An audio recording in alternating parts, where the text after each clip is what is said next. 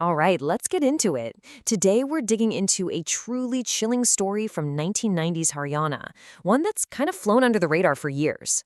Now, it kicks off like a classic ghost story, a haunted farmhouse, strange noises, the whole deal. But trust me, what's really lurking in the shadows is way, way scarier than any ghost. And that really gets to the heart of what we're talking about today. Because while this tale has its share of phantoms and creepy laughter, the real horror, that's found in the darkness of the human heart. So let's set the scene. We're heading to rural Haryana. So picture this. It's the 1990s, and there's this big, isolated farmhouse sitting out in the middle of nowhere between Sonitpat and Panipat. For the owner, a rich businessman from Delhi, it was supposed to be his escape, right? A quiet place to get away from the city. But this peaceful refuge, well, it was about to become a stage for some serious terror. Okay, so who are the main players in this drama? First up, we've got Raghav Malik. He's the wealthy owner of the farmhouse, and it's important to note he has a heart condition. Then there's his wife, Mohini, living back in Delhi with him. And finally, we have Raju, the caretaker. This guy has worked for Raghav for 10 years. He's loyal, he's trusted, seems like the best servant you could ever ask for. Now, where does it all kick off? Well, it starts with something super mundane. Raghav calls up his caretaker, Raju, and gives him a heads up about a scheduled power outage in the area. The lights are going to be out every night from 9 p.m. to 3 a.m. No big deal. Right? Wrong. That very night, that simple power cut becomes the trigger for absolute chaos, starting with a terrified phone call from Raju that changes everything. So Raju's on the phone, and he is just completely losing it. He tells Raghav this insane story.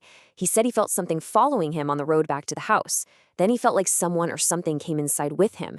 He heard footsteps outside, saw a creepy laughing face in the window, and then, bam, right at 9 p.m. the lights go out. He fumbles for an emergency light, switches it on, and sees a headless woman standing right there next to him. So of course, Raghav is worried sick. He drives out to the farmhouse the next day, but when he gets there, it's just dead silent. No music, no Raju coming out to greet him, just an unnerving quiet. After looking all over, he finally finds his trusted caretaker hiding in the stables, just cowering in a corner, completely broken by fear. Raghav's like, "Raju, what is it? What are you so scared of?" And Raju just stares at him with these huge, terrified eyes and whispers, "The one standing behind you." Raghav whips around, but there's nothing there. Nothing at all. He just figures the guy's in shock and tells him to snap out of it. But that night, Raghav finds out the hard way that maybe Raju wasn't so crazy after all. He hears the front door creak open by itself, the sound of glass shattering in an empty room, that same creepy disembodied laughter. And then, like clockwork, at exactly 9 p.m., the power goes out. He bolts for the stables to get Raju, but he's gone, vanished. And the worst part, he realizes his car keys are still inside that house. He's trapped.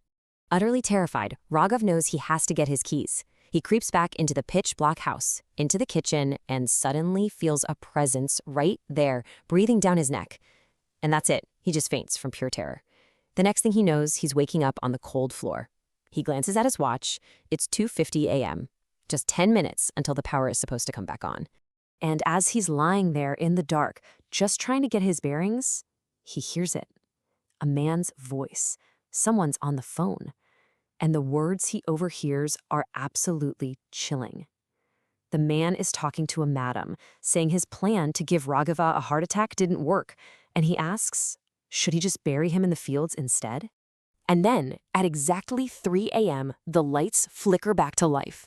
Raghav scrambles up, grabs a kitchen knife, and spins around to face the man. And in that sudden, harsh light, he sees the face of the would-be killer. And who is it? You guessed it, Raju, his loyal, trusted caretaker of 10 years. In that one single moment, the whole story just flips on its head. The supernatural horror, it was all fake, a performance. The ghosts were Raju, the terrifying haunting was just a cheap trick.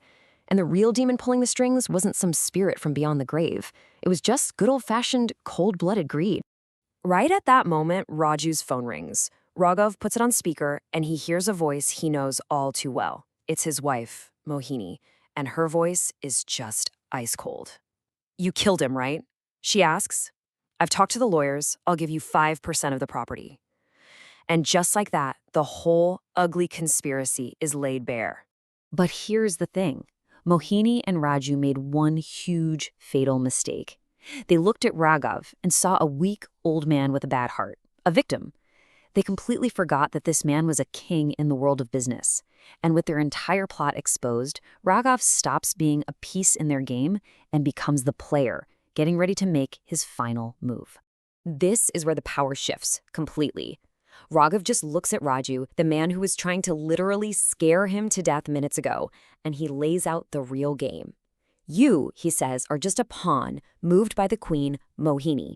But I am the king, and as long as the king is standing, the game is not over. So Raghav plays it cool.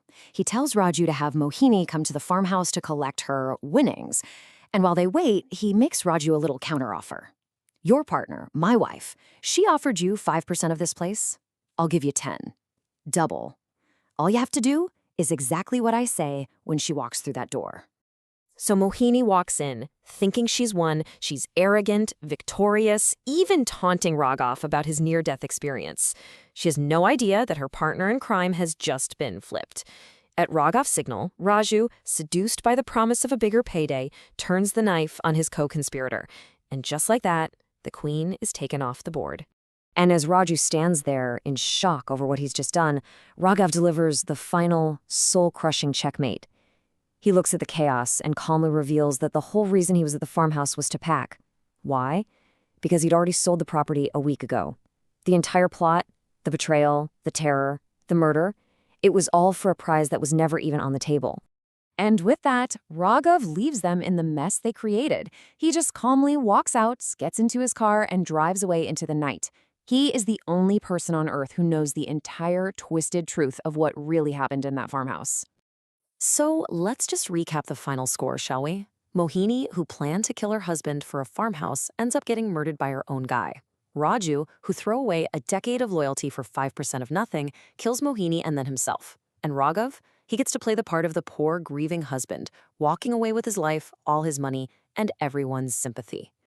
You know, this whole story is really just a dark parable, isn't it? It shows how greed is a bit like sugar. A little bit might seem like a harmless pleasure, but when you start consuming it in excess, when it becomes all you care about, the end is almost always poison. A lesson that Mohini and Raju learned way too late. And that leaves us with one last, really unsettling question. Sure, you had the treacherous wife and the traitorous servant. They were villains, no doubt. But what about the brilliant, cold-blooded man who outplayed them both, orchestrated a murder, and walked away without a scratch? It really makes you wonder, in a house full of monsters, who was the real one?